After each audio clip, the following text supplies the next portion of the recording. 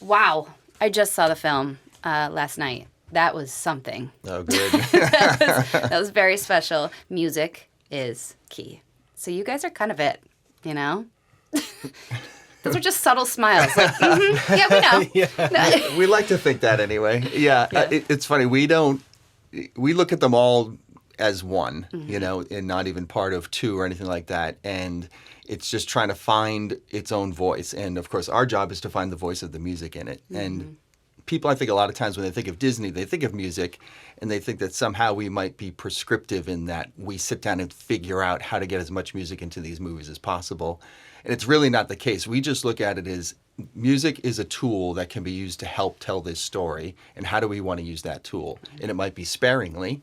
Like if you think of Zootopia, it had like one song and an underscore, but then you've got a movie like Frozen 2 that has 7 songs and a full underscore. So that one we just chose to use the tool that music is going to have a very important role in telling this story, and we used it.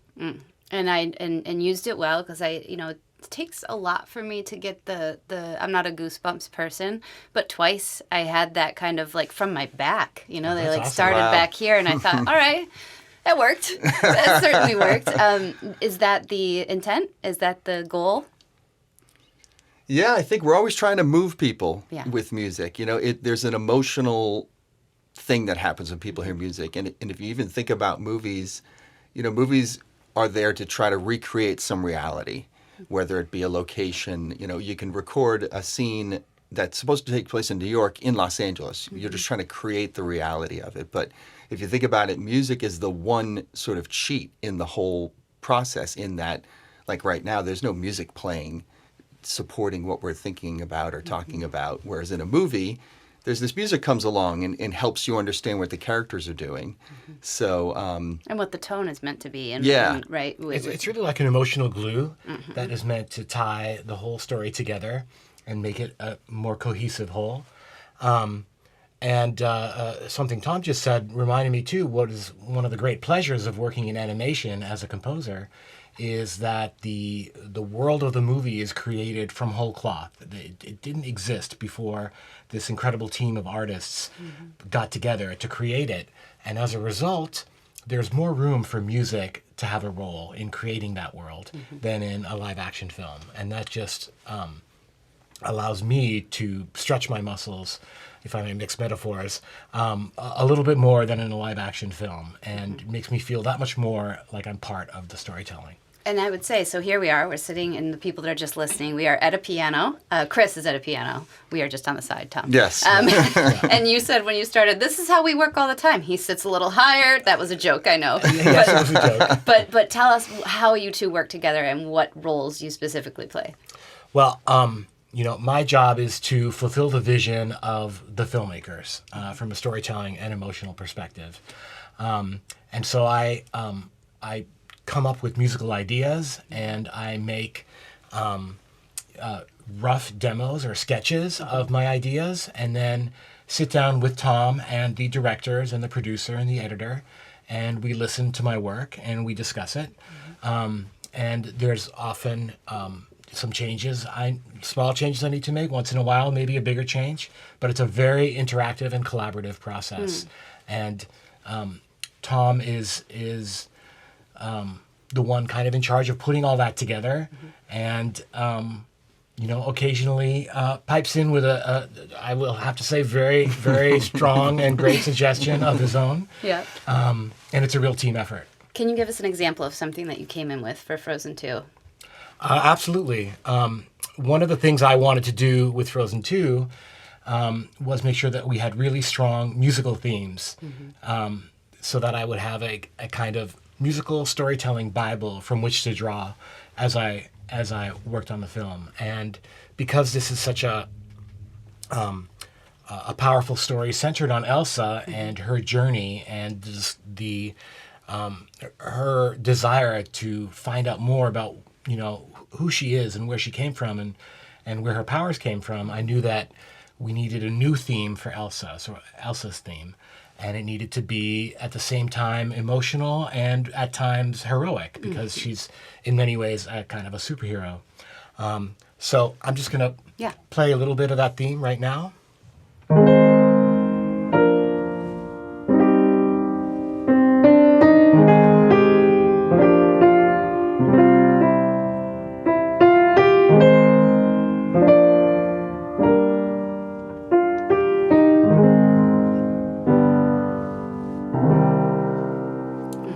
So that you may or may not notice from your many years of piano training that we were talking about earlier, that it kind of starts out minor and then has a little bit of a turn towards a major key. So it's kind of minor here. And it warms up.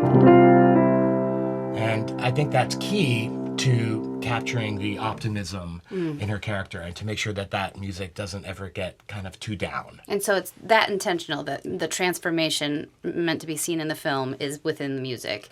And that's kind of set. You knew ahead of time that that's the story loosely of what she was going to go through, I assume. Right. And then you just said, okay, this feels right. And then exactly, as the film is made, I'm sure that can be manipulated if something else happens. It's like, well, she didn't get as bright or whatever it is. Sure. And you know, part of the exciting part of my job is figuring out, excuse me, the timing of when that shift to optimism occurs and making sure that that happens at a key moment when it can give you, hopefully, some of those goosebumps. Yes. And that's almost, I mean, are you in ways kind of puppeteering that part, right? You're kind of leading people, like, come on over here. Yeah. I mean, with the one thing with the score is you don't really always want the audience paying attention to it. You just want them to feel it. Yep. So, but to Chris's point, one of the things about animation is, like in live action, there's a term that's used called grazing, and it sounds disparaging, but it's not necessarily. It's just like sometimes you just want the music just to be this blanket to support something and not necessarily be poking through to be heard. What's a good example in Frozen 2 of that? Well, that's just it. We don't have that in Frozen 2. Oh, So, I'm sorry. You don't have a blanket. Yeah. Well, for us, the music, first off, our movies are shorter. You know, they're Right. 90 some odd minutes. So we need to get a lot accomplished in a shorter amount of time. So a movie that might have some grazing could be a 3-hour movie. And you just can't be bombarded constantly with themes and music poking through. But in Frozen, the music takes on a much different, more important role. And Chris is one of the masters of kind of finding, something that sounds simple, in terms of, you know, compositionally, it's like, oh, that's simple, it's beautiful, but it's also being constructed to be able to do lots of different things. Like I said, it could be played very slowly and quietly, and then it could be, you know, when Anna's leading the charge against the stone giants, you know, then it needs to work in that respect as well. And so we'll hear it come back that way. Yeah, in fact, you could hear a transformation exactly the way Tom just described within the same, you know, very short 20-second snippet, where it'll start out very pretty and very beautiful during an emotional moment, and then in that moment Tom was referring to, when the soldiers start hitting their shields with their swords in a kind of rousing, let's go get 'em gesture, you know, the French horns take over, and all of a sudden the brass play, and it's much more powerful. But they're picking up the melody where it was left off by the beautiful high strings and clarinets. So it's connected all as one emotional piece that has this amazing transition right in the middle. Right. And so I certainly felt that. Can we go to, there's so many things. I mean, the choir's back, so you noticed that right at the beginning. Yes. And the choir's name? Cantus. Cantus. And tell me the origin and where that came from and why you brought them back. Yeah, so there was a piece of music that was found on a research trip during the first Frozen. It was on a CD. It was that long ago. And we really fell in love with that piece of music, and we cut it into the movie. You know, who found that? Who's the person that? It's been a long time. It's been 8 years or something. Right? I wasn't on that trip, so I don't actually remember. Okay. And I'd hate to say the wrong person, but so they went on this trip and brought this music back. And you know, for animation, you know, unlike a live action movie where you could go outside down the street and film a scene, and that could start to be the piece, one of the first pieces of your movie. Our movies are developed through storyboards and then rough animation. Like, the process is very long, so we're always testing ideas in ways that we consider like free. So like, we'll take music that exists in the world, say like that piece, and we'll put it in the movie just as a placeholder to help us just wait until we get the actual thing. So that piece of music was in there, and then it was one of those ones that just never left. And so we hired the composer Frode. He was the one that recorded that original piece with this group, this group of women who perform in Trondheim, Norway, and it just felt like the right group of people to add that level of authenticity that we're always looking for. You know, obviously Los Angeles has amazing musicians and singers, but oftentimes we're looking for that one little thing something that will make it stand out, make it feel a bit different. And if you have a location like Frozen does, we don't have a specific location, but we have a region of the world that this movie is coming from. And any elements we can find from that place that'll help us tell that story, we're going to go chase down. Okay, so it was nice to hear that, but then obviously there's a new noise that comes in, and that's the Yes. lots of O's. Yes, yes. I'm not going to sing it because it's very high. Yes. But is that from you all, or is that from the story, or how does that collaboration work? Yeah, so that character really, we call it the voice, Right. is the literal voice that's calling Elsa, and is hopefully for Elsa going to hold the secrets to all the questions she has as to why is she here, why does she have these powers, all these sorts of things. So when we started to talk about that idea, then we wanted to musicalize that idea, because we didn't want just this voices coming down. It felt more interesting to have it vocally represented. So our songwriters, Kristen and Bobby Lopez, when they're writing the songs, particularly Into the Unknown, crafted a way to have that voice sort of set up the song and then be integrated into the song and then propel us into the story. So then we were looking for voices to capture that thing. You know, the first movie we used this vocal styling called cueling that Chris actually used to great effect in the score for the first movie. And this one isn't that. This one is an actual character and a voice. And when I was looking through, I got a lot of concerts and I meet a lot of people, and there was this one artist I was always really fascinated by. Her name's Aurora, who happened to be Norwegian.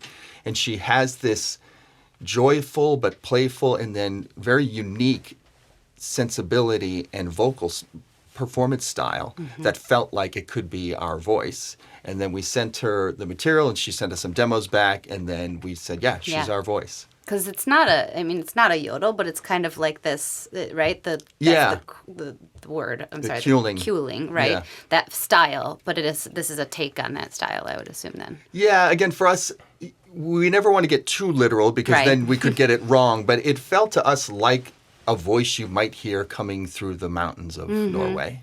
Yeah. So I'm reading both of your backgrounds, and it strikes me how many things you all have been involved in, for one. I guess that's what happens when you're in the business for a long time. But everything since Toy Story, is that right? Yeah, Toy Story was the first movie I worked on. Wow. Yeah. I mean, that's a long history here at Disney. And obviously there's so much, I'm sure, that has evolved in the way that you place and move music. What does Frozen 2 bring that nothing has, nobody's seen before?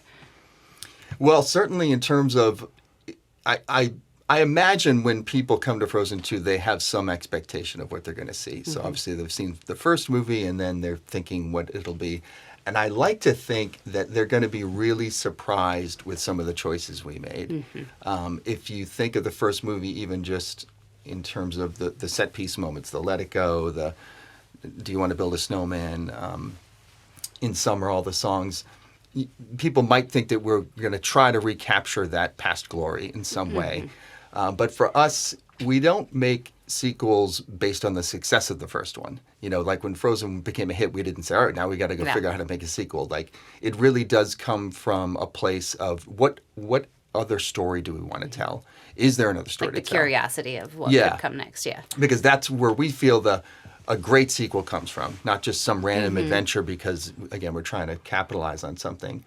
So when we looked at this in terms of a musical, because if you look at the history of musicals and how many sequels to musicals there are almost none. So it wasn't like we did research in that area and tried to figure out the things. But to us, it just felt like, well, we want to justify the existence of this movie. So in justifying the existence, we want to take the characters to deeper places on adventures that maybe people aren't expecting. So with this movie, Kristoff gets a song. He didn't really get a song in the first one. And it's so fun. Yeah, it's really fun. Anna gets a song, but it goes to a place not fun, not a place I think people would expect us to go. But again, in that that interest of justifying the existence. Well, we want to take Anna's a complex character as well. I mean, we all know Elsa is, but Anna is as well. And how do we show that? And that song moment felt like one of the opportunities to showcase that. I think so. And here we are. I did sit with Kristen and Bobby, and similarly, and got to hear a lot of the songs before I had even seen the film. Yeah. So that I could you can tell the story even with those 7 songs quite a bit. I mean, you can really follow how the story may go because they are such temples, right, within the film. First of all, when you brought, and I believe you brought the Lopez's in, right? Why the guy from Book of Mormon is the right guy for Frozen? Well, it was funny. Many years ago, back in my Toy Story days, so I was new and young and just wanting to find my place and to help out. And I remember going to lunch with one of our story artists, and he was saying, like, who are our contemporaries? We had this history of working with all these great artists, and this artist was just sort of saying to me, like, who's the one for us now? And I thought to myself, I don't know. I don't have that answer, but I'll find it. So I went to New York and took in a bunch of shows, and one of the shows was Avenue Q. And as I was sitting there, something just dawned on me. I was like, this feels like the answer to the question that guy was asking me, who are our people? Because the Avenue Q, it's a Broadway musical grounded in all the rules and success of what makes those shows work, but it pushed the boundaries just enough that it felt like, oh, interesting. There are places still left for us to go. Obviously not quite to the level of Avenue Q, but just even conceptually, like, where else can we push this genre to? So fast forward to we were rebooting a Winnie the Pooh movie. Yeah. But, like, again, Avenue Q, Book of Mormon, Winnie the Pooh. Yes, Winnie the Pooh, the sweetest, most tender, gentle, stuffed animal existence. But the idea was to figure out a way, where else can Pooh go? And we knew we're not going to go really far with Pooh, but are there places to push it, to make it, connect with audiences now? And I just thought back to that Avenue Q show, and I thought, well, if there's a way, even just to embrace comedy, like even the comedy of Winnie the Pooh is usually pretty subtle. Is there a way to kind of really grab it and try to make it more substantial? So when I met with Bobby and Kristen, they, thankfully for me, were like huge Disney fans. They understand what we are. They're not just these people trying to tell these, stories that couldn't be repeated in one of our movies, but they had that thing, and again, they had the training, so that was our introduction to them. And then shortly after that, it was such a success in terms of a working relationship that's when I brought them to Frozen. And I know that you had to, Chris, work with them a lot. What is that relationship like between you and the Lopez's? Well, first of all, Bobby and I go way back. We went to college together. Okay. We sang in the same a cappella singing group. Oh, wow. I'm proud/embarrassed to say. What was the name of it? I'm also proud/embarrassed to say that it was called the Spizwinks. Oh. At Yale University. And we actually didn't overlap per se, but we had been in contact through some mutual friends well before we crossed paths in Frozen. The cross-pollination between the songs and the score is a really important part of what I do. It doesn't necessarily involve me sitting down with Bobby and Kristen and working it all out. Due to the nature of the way musicals are made, the songs have to be made well before, as the story is being written. And I think that's one of the strengths of the way Disney puts together musicals, specifically Frozen, Frozen 2, is that the songwriters are really part of the writing team from the very beginning. They're driving the narrative. And they make sure that the songs are extremely well integrated into the storytelling in such a way that you couldn't imagine the story being pushed forward any other way except by a song. By the time I start to do my work, all the songs are finished. And it's really just a question of me figuring out where the best spots are to incorporate the melodies from the songs. And I was immediately, from the very first screening that I saw Frozen 2, and I heard that lullaby that Anna and Elsa's mom sings to them, I was immediately struck and taken with it. Sometimes it's hard to take a song and turn it into an instrumental theme. Yeah. It depends on the way the melody integrates with the lyrics and the way it's sung, especially with a lot of with wordier songs that are more like a pitter-patter. Then you get a lot of repeated notes. Those don't really translate well to instrumental treatment. But this melody, I could tell right away it was going to be a beautiful tune played on strings or on a solo oboe or whatever. And in fact, that particular tune, that lullaby, comes back many, many different times in many ways. When would it? Because I'd have to watch again because I didn't notice. But when is it again? When do you hear it? Well, for example, when they go down into the bowels of that ship and they find that map, and then Elsa creates a kind of a sculpture through, by channeling this mysterious northern power, and they kind of have a key revelation about their parents. That entire sequence is played with an instrumental version of the lullaby. And there's also a sequence earlier in the film in the forest when it comes right after, or I should say right before, the forest people sing that Hey Na Na song. I'm sure you remember that moment. Right before that moment is when I believe it's Elsa giving Anna the scarf, or vice versa. I can't remember right now. But that scarf triggers an important revelation that their mother was Northuldra, was part of this. Well, and actually, another great one to answer your question from the first movie, the end of the first movie, the da na na na na na na na, bomb bomb. That's Chris. And that's. I think one of the gifts that Chris has is finding a way to take material that he didn't write and interpolate it into his score around themes that he's written to make it feel cohesive. Right. And it's one of those things, it truly is a gift. And a lot of times, if you have people that write the songs and then people that write the score, they oftentimes stay in their own camps. And to no other reason than just the way it worked out, or that the score composer didn't have an angle as to how to interpolate those melodies into their score. But for a movie like Frozen or Frozen 2, it's mandatory. It has to be that way. Because you have to feel it again. Yeah. You have to feel it. And Chris, again, masterfully crafts it through. Because, again, like I was saying before, you just want it to peek through sometimes and just to give people that little bit of information or that little bit of comfort or that little bit of emotion. And if you can do it with material that they've already heard, that's where the success lies. It's also interesting, too, to approach it from two different angles. Sometimes we hear a song early in the film and I can call back to it. But I think other times it's more powerful to plant some seeds in the score for a song that comes later in the film. The perfect example of that is a song you guys were referring to earlier, The Next Right Thing, which Anna sings late in the film. There are a couple of key moments when Anna's having conversations with people. I think in one of those moments they literally say, what is there left to do? Only the next right thing. Yeah.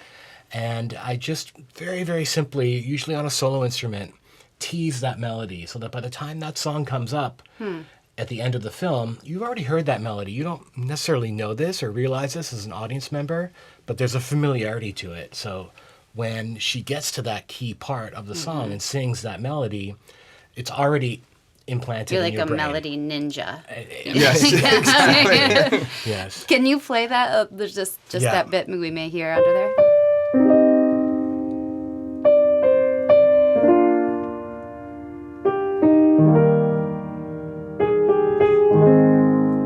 Just that much of it. Again, a very beautiful tune that lent itself extremely well to instrumental treatment. But again, to his credit, even to be able to remember and play it, like that shows his commitment. Yes. Because again, if you said to some other composer, like, well, how does that go? It's sort of something like this. And I'd be like, no, what? Let's not do that anymore. So I noticed, obviously, there are so many new characters. Do those sometimes lend to saying, okay, we need to drive them musically, like Gail or the Nook? I have to remember. Yeah. Do they have their own sounds? Definitely Gail does. And in fact, that was something that hadn't occurred to me on my own. I was, at maybe a third of the way through developing the score when Chris Buck, one of the directors, turned to me and said, Gail appears enough in this movie. I think we should have some kind of musical motif for Gail. And, by that point, I'd already written a couple of the scenes that involved Gail. I had to go back and rework this idea. In fact, it was one of the existing pieces that I had already written that I stole from and then used throughout the rest of the film as a kind of motif for Gail. What does Gail sound like? Can you remind me? Because Yes, something I knew like there this. was something there, but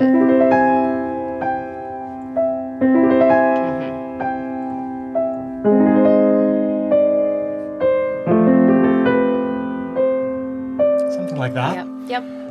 That helped me. That brought me back. Yeah. And anytime that wind picks up and it's magical, you hear some version of that, and it kind of culminates at the very end of the film, during the epilogue, when there's a message that gets carried on the wind all the way to the north,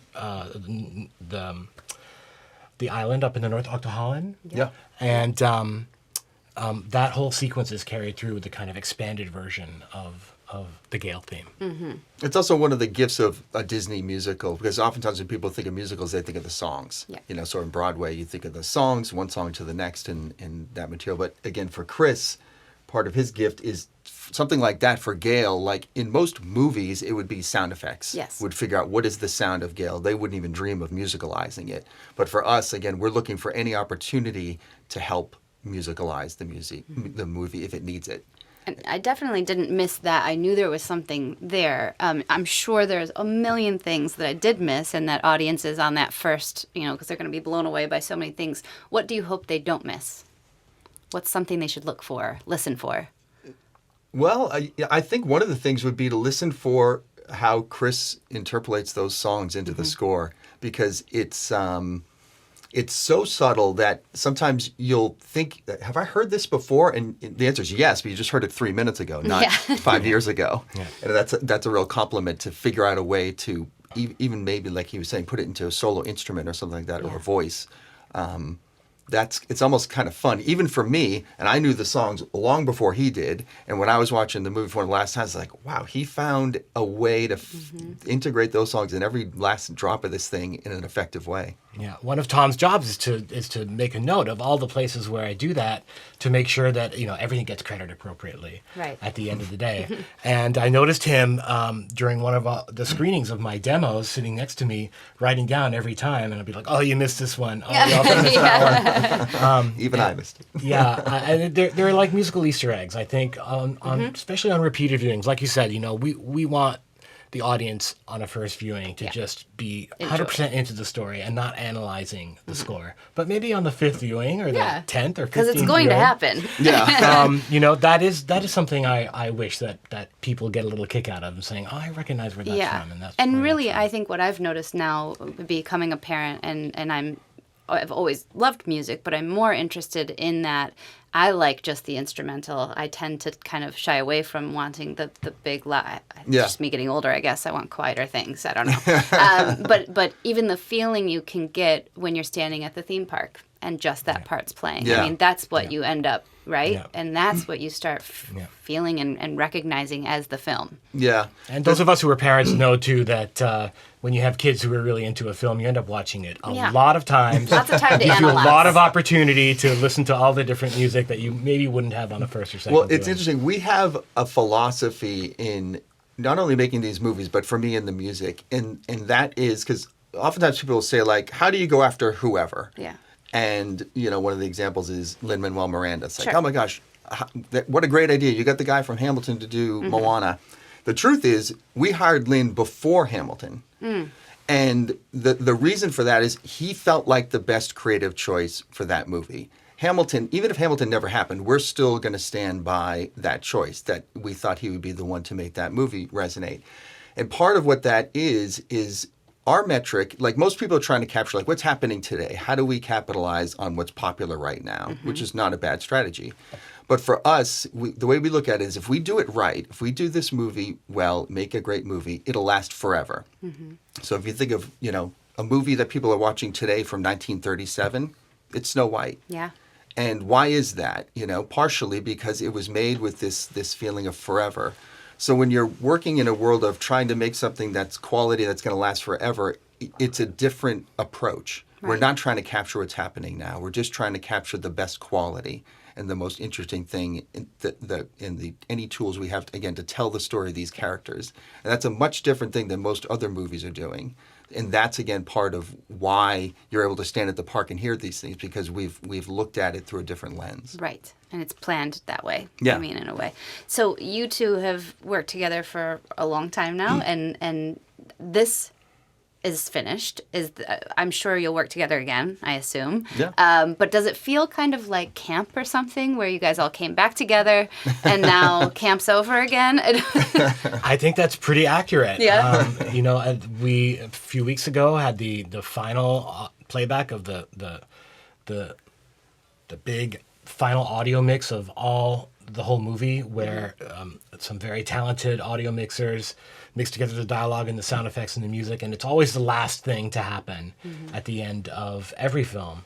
And I have to say, for me, it was a particularly emotional experience, because it was such a great project, and I really felt like my collaborators were as thoughtful and as respectful and as open creatively as any project I've ever worked on. That's and so tough in the creation, though, because it's you, right? You put yourself out there. If he says, I don't like that last bit, you really have to, if someone's new and wanting to do this, would you say that's a huge part of absolutely growing? Yeah, I think, I consider myself part of the storytelling team. And when I sit down at the piano or at my computer and I decide which note's going to come next, that is very much a part of me. Yeah. It is all in service of, director's vision, filmmaker's vision of the story that they want to tell. And I think for any young composers out there who might be watching this, that is absolutely key to, to having any kind of a career. Right? Yeah, well, for better or worse, one of the hardest parts of being a score composer is it's a massive part of the creative expression, of course. Pick your percentage. It's 20% of the success of the movie is going to lie in how well that's done.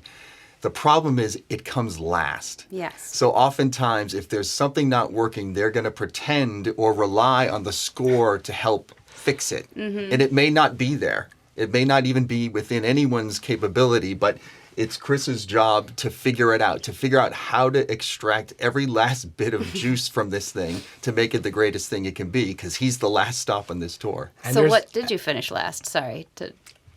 On this film, what did you finish last? What was the last finishing touch then? Well, that's the scoring of it. And I meant the whole score. The whole score. I thought you meant a specific part. Like the whole thing. Working, because the music, we record all the music really in one swoop. Okay. Over 5 days. What was it, in August? End of August? End of August. Yeah. And then a little bit second week of September too. Yeah, so here we are at the end of October. So just 2 months ago, we did the whole thing. Wow. And again, it was like, this better work. Now, of course, we knew it was going to work because we mocked things up and watched them. Yeah, there was 5 months of back and forth presenting my ideas in demo form. So by the time we actually sit down with the 90-piece orchestra, there aren't any surprises. Good. And it's really just fine-tuning. Yeah. And so would you say if you were to do, like, going to another project, or say, and I keep bringing it in everyone, but Josh Gad keeps saying Frozen 3. I'm just going to put it out there. He just keeps saying it. Too soon. Yeah, too soon, buddy. But there is the Frozen effect, right? The thing that it has done and that we've seen globally from the first film. I anticipate you have that in this one too. And I think the music is it, right? That is, it's not just that it's Let It Go, but there is Do You Want to Build a Snowman? There's so many layers of what this meant to everybody. What is the one story that you took away from the first one that impacted you? Or maybe a visual that you saw a little girl doing, or a little boy, or whatever it was. Do you have one? You first? Yeah, let me think about that. I mean, Well, I can answer that in personal terms probably more easily than, it's hard when you work on a film intimately to see it the way you would if you didn't work on it. So there's always a point in every project that I work on, usually early on, where I stop watching it like a normal person will watch a normal movie, and I start watching it as a puzzle to be solved. Right. So for me personally, Frozen was my first animated feature, and it was, I don't think it's a stretch to say that it's the dream of many, many young composers to work on a Disney animated feature. It's they're so iconic. The music in them is also iconic. It's just something as a young composer you hope to one day be a part of. And the combination of that hope and that expectation and that dream with the reality of it being, as satisfying artistically and as rewarding as it was really what I came away with from the first one, rather than any particular beautiful shot or moment. I think for me, it's since I've worked on a lot of movies, it's usually the simple thing. Like I'll be in an airport and see someone with a Frozen bag or someone dressed up as Elsa or something like that, just because it helps you.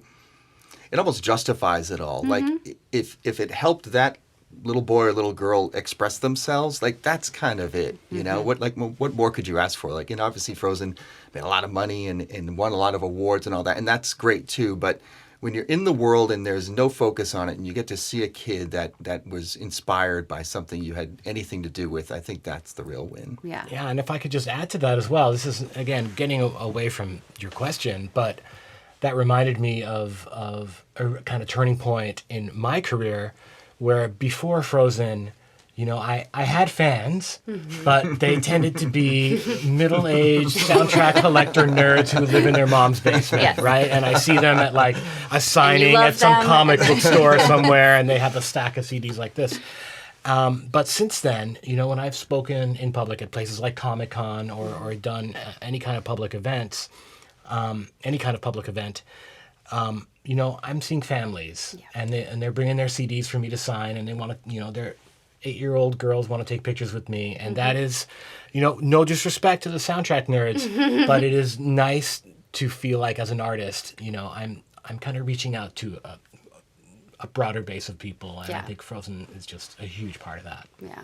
And then I'll just leave it here because I think it's always nice for these people who are obviously giant fans of both of yours and they want to hear more. Is there something that was left out that you're like, here's a little something. Here's something I didn't get to bring to you? That's a very difficult question because moment to moment as I'm developing a score and composing it, that's part of my daily life. Yeah. Is things that end up on the cutting room floor. Right. And I think one of the most important ways that I can be a good collaborator, and, we touched on this earlier, how important it is to sort of leave your ego at the door and to just wholeheartedly accept your role as part of a storytelling team.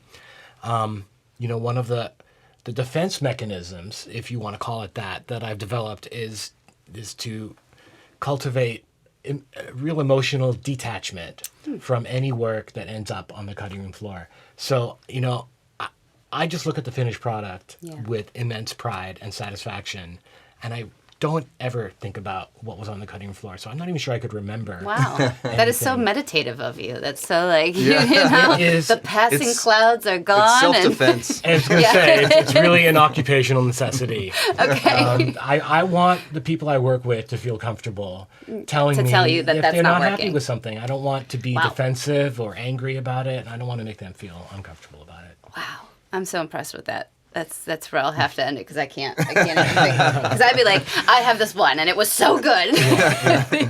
Well, thank you both very much for doing this. Thank you for having us. I think you're onto something here. Inside Frozen 2.